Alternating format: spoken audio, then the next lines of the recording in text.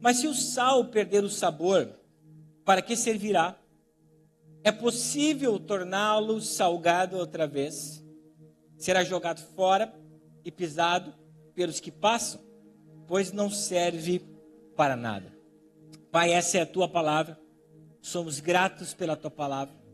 Que nosso coração esteja fito em ti. Que nós não venhamos perder a atenção daquilo que tu queres para cada um de nós nessa noite. Nós estamos aqui, Senhor, vivendo a parábola do semeador, aonde Jesus lançou a semente e nós clamamos que nós sejamos o solo fértil, que quando recebeu a semente, multiplicou 30, 100, 30, 60 e 100 por 1. Tudo o que tenta roubar a nossa atenção, nós repreendemos nessa noite, em nome de Jesus. Amém? Nós, como discípulos de Jesus, precisamos compreender a grande comissão. E a grande comissão está em Mateus, está em Lucas, está em João, está em Atos dos Apóstolos e foi vivida pela igreja primitiva.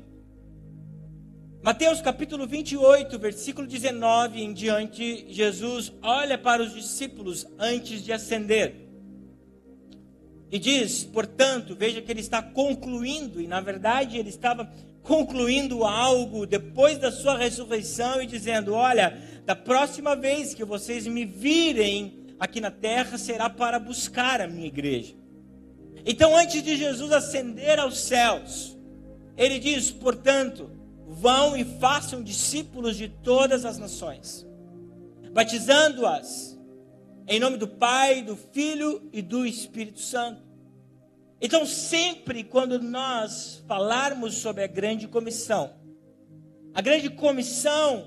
significa nós irmos e pregar o Evangelho, porque isso foi uma ordenança do Senhor, não apenas para o Marcos como pastor, não apenas para aqueles que estão aqui em cima cantando, mas para cada um de nós existe esta ordem, de nós cumprirmos a grande comissão, evangelizando todos os que nós pudermos fazer, ou evangelizar.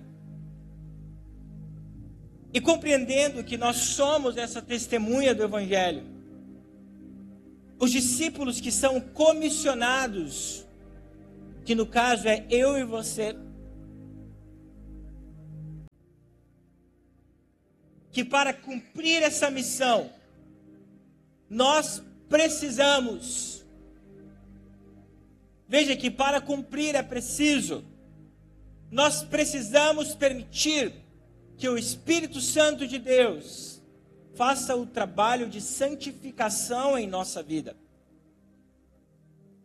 Porque esses que carregam o Espírito Santo e o seu trabalho de santificação são os verdadeiros discípulos que carregam a mensagem da salvação.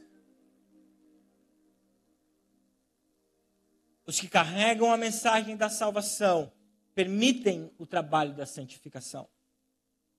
O apóstolo Paulo, em sua segunda carta aos Tessalonicenses, no capítulo 2 e no versículo 13, diz o seguinte: todavia, irmãos amados do Senhor, devemos sempre dar graças a Deus por vós, pois Ele vos escolheu desde o princípio para a salvação, pela santificação, feita pelo Espírito Santo e pela fé na verdade. A nossa salvação está atrelada à nossa santificação. Está atrelada a nós estarmos próximos de Jesus, vivendo como Ele quer que nós vivamos. Então, por isso que a testemunha, ela precisa viver uma vida próxima do Espírito Santo, para que o trabalho da santificação aconteça na sua vida.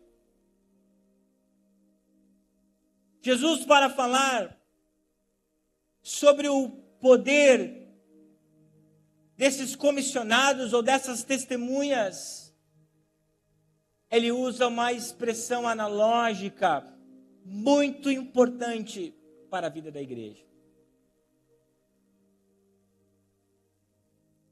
Jesus diz que nós somos o sal da terra. Expressão muito conhecida para os seus ouvintes que ouviam aqui nesse contexto do Sermão da Montanha. E essa palavra, essa expressão ou esse adjetivo que é colocado sobre nós, e nem é um adjetivo, porque é uma qualidade de ser quem somos. Não pode só ser na vida dos apóstolos da igreja primitiva, mas é necessário reverberar na minha e na sua vida. E o que eu quero nessa noite, através da graça do Espírito Santo, é aprender com você que todos os discípulos que estão comprometidos com o comissionamento e com a evangelização do mundo não podem perder a qualidade de sal dentro do contexto que estão inseridos. E é sobre isso que nós vamos falar nessa noite. Principalmente quem somos e o que não podemos perder. Mateus 5,13. Jesus diz de uma forma clara que naquele contexto os discípulos eram sal para a humanidade. A versão NTLH fala: vocês são o sal para a humanidade. Mas também nós precisamos entender que a igreja é o sal para a humanidade. Vou ler mais uma vez o texto. Vocês são o sal da terra, mas se o sal perder o sabor, para que servirá? É possível torná-lo salgado outra vez? Será jogado fora e pisado pelos que passam, pois já não serve para mais nada. Você sabe que uma das formas que eu gosto de fazer a minha pregação é entendendo todo o contexto. Cara, e quando eu vou para o contexto usado por Mateus para falar sobre essa expressão que Jesus usou, nós vamos ver que Jesus usa a expressão vocês são o sal da terra logo após ele falar sobre as bem-aventuranças no Sermão da Montanha. Jesus, nas bem-aventuranças, ele fala que os verdadeiros discípulos que herdarão o reino dos céus são os humildes, são os pobres de espírito, são os que choram, são os que têm fome e sede de justiça, os que têm misericórdia, os pacificadores e os que serão perseguidos. E as bem-aventuranças, da forma que Jesus traz, é uma afronta para os fariseus que ouviam também esse sermão.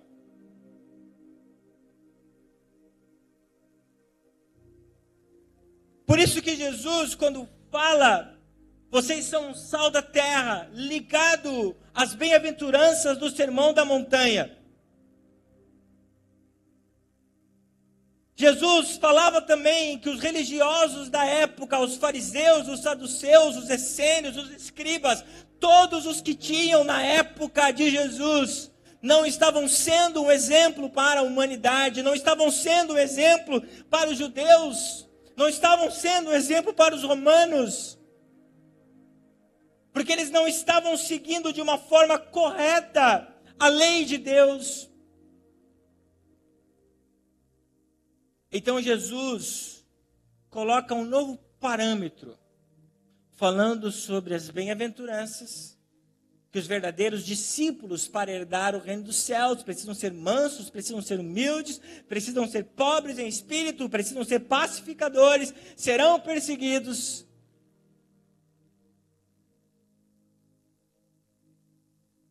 E isso era totalmente contrário da vida dos religiosos.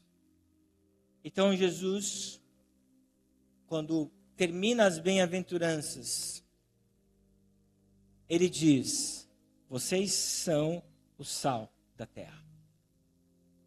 E agora, expressão por expressão, eu quero entender com vocês. A primeira coisa que Jesus fala é sobre nós, vocês. John MacArthur fala que a expressão ou o pronome você traz como se o Senhor estivesse sendo enfático para os seus principais ouvintes, que na verdade os principais ouvintes do Sermão da Montanha eram os seus discípulos, escolhidos por ele. A multidão também estava, mas o foco de Jesus era falar para os seus discípulos. E John MacArthur, na sua análise textual, ele diz que o pronome você mostra que Jesus está sendo enfático, apontando para os discípulos e para a igreja nos dias de hoje. E aqui que é o mais importante de tudo, que somente a igreja e os discípulos tinham o poder de ser o sal para a humanidade. Isto é, aqueles que estão em trevas, aqueles que não têm Jesus, aqueles que não foram regenerados, não receberam essa capacidade de ser o sal para a humanidade. E Jesus, com o texto nos dias de hoje, fala para nós: vocês, somente a igreja, somente aqueles que são de Cristo, que foram transformados, que foram regenerados, têm a capacidade de salgar o mundo. O pronome vocês, juntamente com o são, mostra o estado. Que todo aquele que foi regenerado, nascido de novo, eu já falei na semana retrasada e gosto daquilo que Paulo fala em 2 Coríntios, capítulo 5, versículo 17. Se alguém está em Cristo, ele é nova criatura, ele é regenerado, ele foi feito de novo. E todos aqueles que foram feitos de novo por intermédio de Cristo, por intermédio do Evangelho, são o sal. Não estão sal, são sal. Pastor, você está falando muito sobre sal, me explica essa parada aí. Por isso que nós precisamos entender contexto social, histórico, textual, para compreender o que Jesus está falando. Por que ele usa a expressão sal? Sal, nesse contexto histórico, social, histórico, bíblico, tem grande significado. Por isso que Jesus faz essa analogia. O sal, em um contexto romano,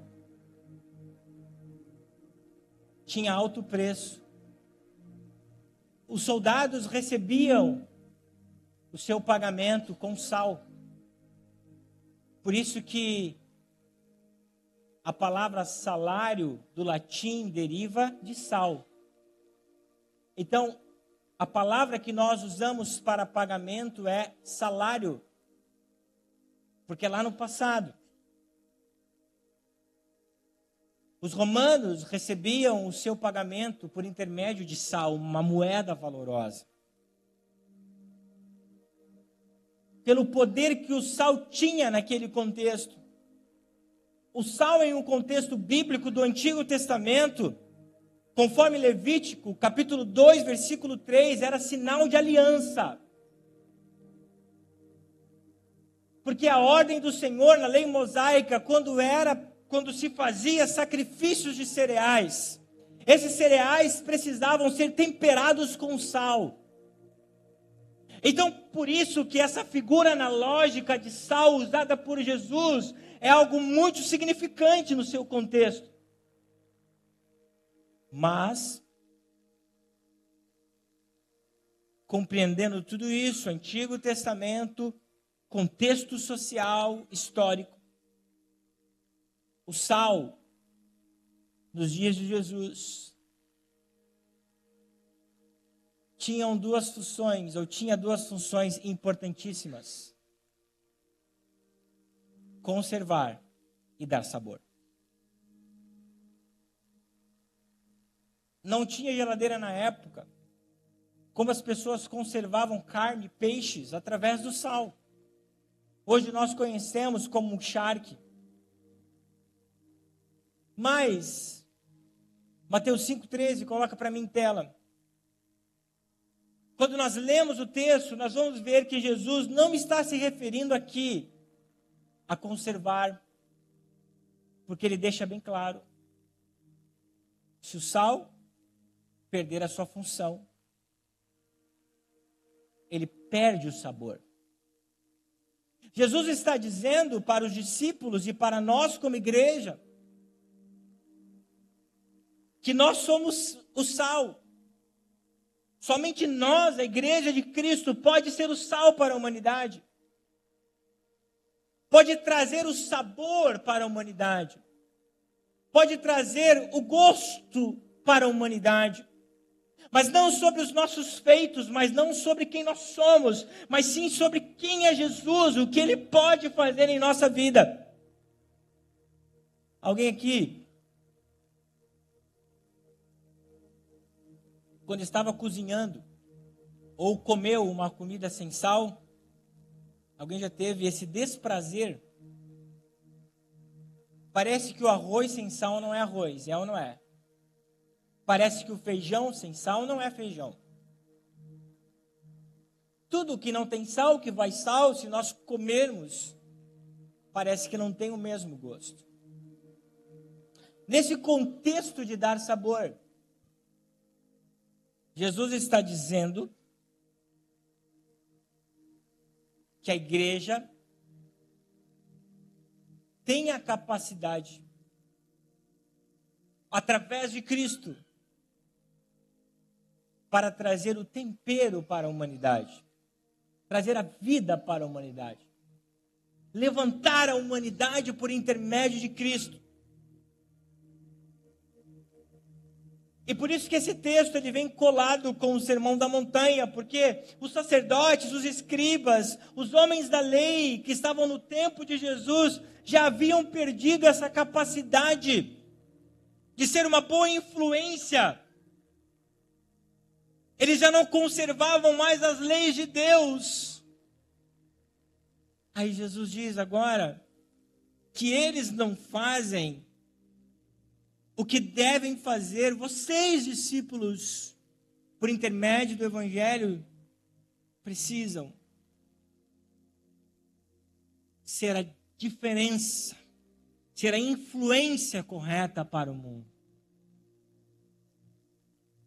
A continuação do texto de Mateus 5,13 diz o seguinte: mas se o sal perder o sabor, para que servirá? É possível torná-lo salgado outra vez? Será jogado fora, pisado pelos que passam, pois já não serve para mais nada. Aqueles que precisavam carregar a influência já não estavam mais fazendo isso.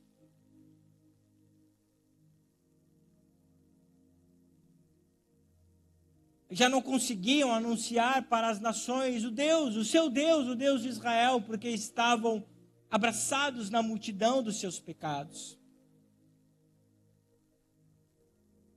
Jesus estava dizendo que aqueles que eram para ser, que não receberam o Messias, perderam a sua principal função. Isso jamais pode acontecer conosco. Nós perdemos a nossa principal função como igreja, de ser a diferença, de trazer o sabor para a humanidade.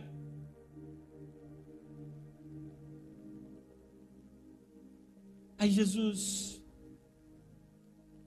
e possivelmente por exemplos que aconteciam, grande parte, se não todo o sal de Israel vinha do Mar Morto.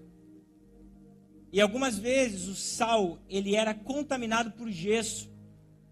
Na sua extração, aí o sal perdia sua função, ele se tornava insípido, tornava-se sem sabor. Aí Jesus diz: o sal que perde o seu sabor ele não serve para nada, porque ele não está cumprindo a sua função.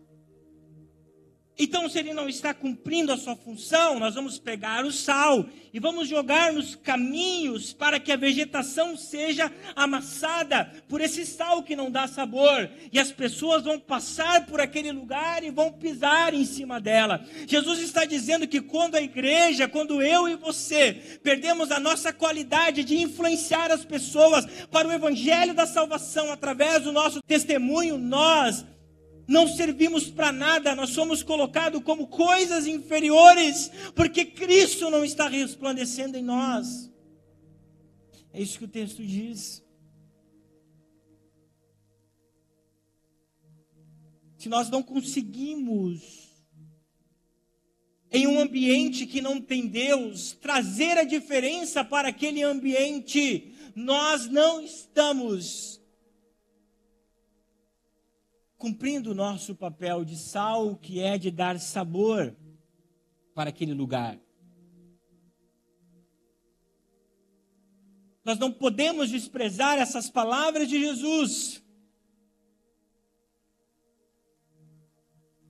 Ele fala que o sal é bom, que o sal tem sabor, mas o foco aqui está na exortação de nós não perdermos a qualidade de influenciar as pessoas, de nós não perdermos a qualidade de nós sermos testemunhas de Cristo aonde nós estivermos, no contexto que nós estivermos. Se o sal perde o sabor, não serve para nada. Somente para questões inferiores. Eu não estou dizendo, meu irmão, que se você não pregar o evangelho, se você não ganhar uma alma para Jesus, você vai para o inferno. Não é isso que eu estou dizendo. Mas eu estou dizendo que você pode ser potencializado por Cristo, por intermédio dessa palavra, para ser a diferença onde você está. Será que você está sendo um representante de Cristo? Se as pessoas que andam com você, que não sabem que você é crente em Jesus, e quando você fala que é crente em Jesus, elas se sentem espantados porque você está dando mau testemunho, você perdeu o sabor.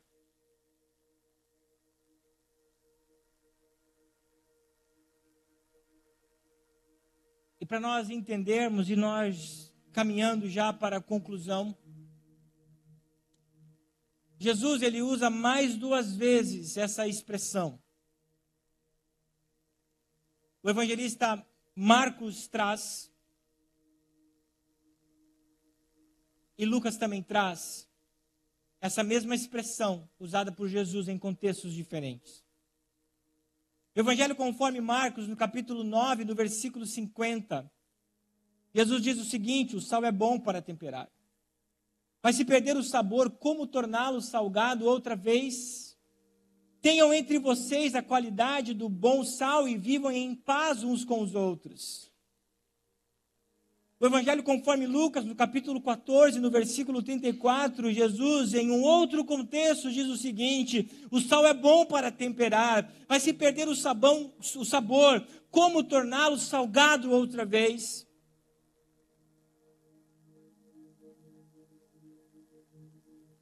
No primeiro texto que eu li para vocês, o contexto não é o Sermão da Montanha. Veja que Jesus usou essa expressão mais do que uma vez. Deixa o texto aberto para mim. Mais do que uma vez. Jesus usou esse texto conforme o relato de Marcos. Quando Jesus está numa sala, Marcos 9:50, não é? Está em uma sala com os apóstolos, com os discípulos, chega uma criança, ele usa a criança como exemplo e diz o seguinte: ai daqueles que fizerem essa criança pecar. Ai daqueles que fizerem um pequenino meu cair. Seria melhor que ele pegasse uma pedra de moinho e atirasse no mar, do que fazer um pequenino meu pecar. Olha a importância, aí Jesus fala. O sal é bom para temperar. Jesus está dizendo para aqueles que estão com ele naquela sala, olha, se vocês perderem a função, se o mau exemplo de vocês, se a má influência de vocês fizerem um desses pequeninos ou alguém mais fraco na fé cair por causa do seu mau exemplo, você perdeu a qualidade de ser sal. Por isso, meu irmão, cuida o que você fala, cuida o que você posta, cuida do seu comportamento perto das pessoas, porque você pode fazer um pequenino pecar, e Jesus está dizendo que esse que é um mau exemplo não está sendo um bom sal. Perdeu a sua função. Já no contexto de Lucas, capítulo 14, versículo 34, essa expressão analógica usada por Jesus está no contexto quando Jesus fala sobre uma parábola, sobre o preço do discipulado. Ele usa duas metáforas de um construtor que antes de construir a sua casa precisa calcular bem se tem condição de terminar. Um rei que vai em uma guerra precisa calcular bem se terá capacidade de lutar contra outro reino. Jesus está dizendo que aqueles que querem ser meus discípulos e entram para o caminho do discipulado precisam entender que existe uma cruz, que precisam negar a si mesmo. E se você entra, recebe a qualidade de sal e não calcula o preço do discipulado, você não está sendo um bom sal. Você não está influenciando como deveria e você perdeu o sabor.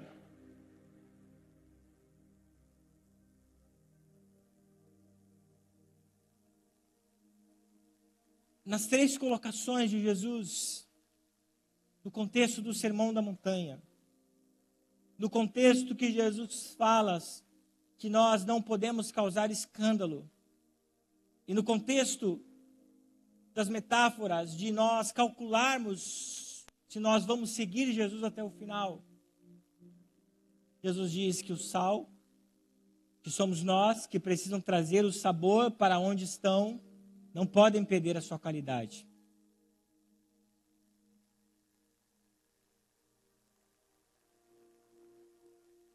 O ministério pode subir.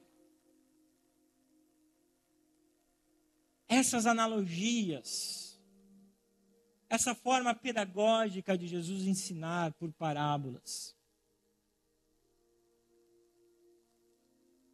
mostra-nos que se não vigiarmos,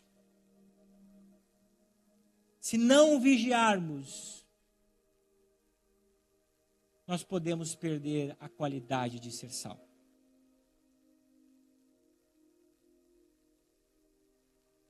Se nós não vigiarmos, aquilo que nós fomos chamados para fazer pode gerar escândalo e fazer alguém pecar, e nós não estaremos sendo um bom sal. E quando eu estava estudando esse texto, meu irmão, veio ao meu coração uma das 7 igrejas que receberam a carta de Jesus em Apocalipse. E a igreja de Laodiceia veio ao meu coração.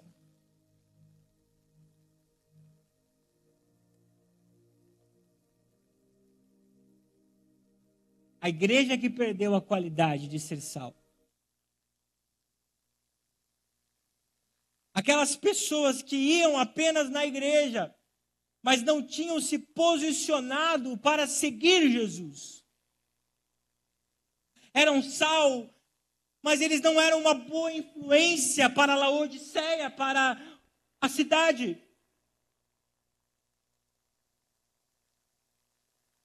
E aí veio o alerta de Jesus. E isso, meu irmão, não é para gerar medo no seu coração, é para gerar temor. Jesus está dizendo para cada um de vocês: Eu sei de tudo o que você faz. Você não é frio e nem quente. Desejaria que fosse um ou outro.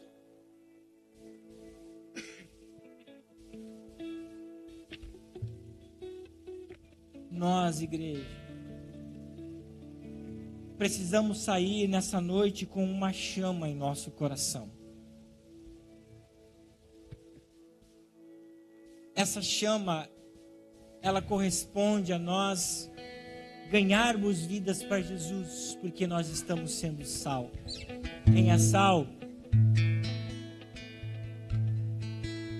muitas vezes não precisa nem abrir a boca dizendo que é de Jesus, mas as suas atitudes, os seus comportamentos, as suas colocações, a maneira que faz os seus negócios, a maneira que se comporta diante das pessoas, mostra que há algo diferente.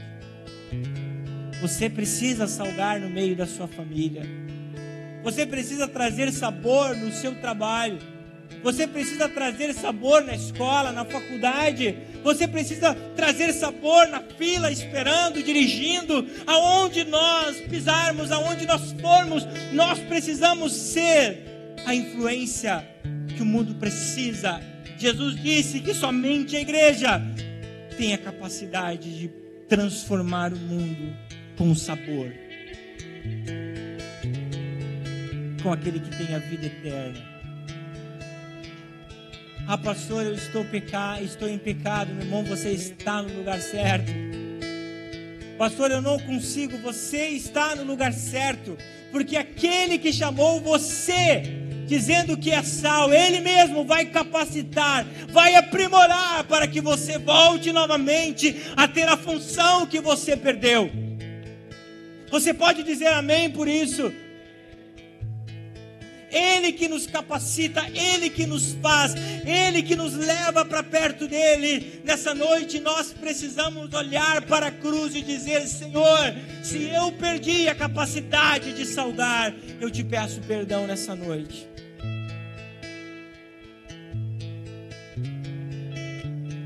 Você não é bibelô, meu irmão, de uma estante chamada igreja. Você é o corpo vivo de Cristo, que precisa manifestar a glória do Senhor aonde você for. Você não é um crente nominal. Você precisa manifestar a glória de Cristo aonde você for. As suas atitudes, o seu exemplo, quem você é, precisa ser um parâmetro. Pastor, eu perdi a capacidade. Meu irmão, você está no lugar certo e na hora certa, e Cristo quer fazer algo por você nessa noite. Vamos nos colocar em pé.